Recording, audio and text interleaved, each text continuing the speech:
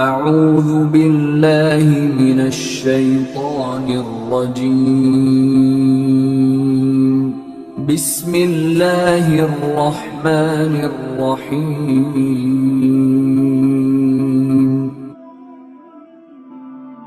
حضرت عباس رضی اللہ تعالیٰ عنہ فرماتے ہیں کہ ایک صحابی نے ایک جگہ پر خیمہ لگا دیا اور اسے اندازہ نہیں تھا یہاں پر قبر ہے، یہاں پر کیا ہے؟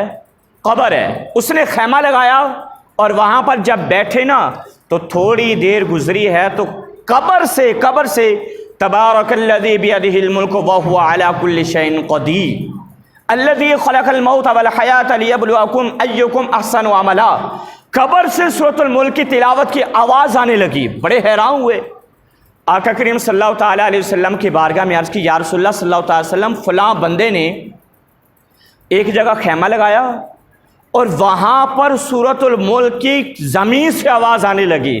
تو آقا کریم صلی اللہ تعالیٰ علیہ وسلم نے ارشاد فرمایا کہ وہاں پر ایک قبر تھی اور تمہیں اندازہ نہیں ہوا، وہاں پر قبر تھی، اور جو قبر کے اندر تھا وہ دنیا میں سورۃ الملک پڑھتا تھا، اس لیے قبر میں بھی سورۃ الملک ہی پڑھ رہا تھا۔ وہ جو دنیا کے اندر جو کام کرتا ہے قبر کے اندر بھی وہی کام، اس کو وہی کام کرنا ہوتا ہے، وہی کام۔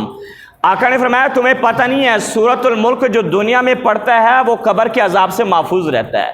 جس نے دنیا میں سورۃ الملک کا خیال کیا ہوتا ہے وہ قبر کے اندر سورۃ الملک پھر اس کا خیال، صوفیہ نے بڑی آسانی فرما دی، فرمایا کہ روزانہ نہ پڑھ سکے نا کوئی تو اس کی 30 آیتیں ہیں، 2 رکوع ہیں، 30 آیتیں اور کتنی ہیں؟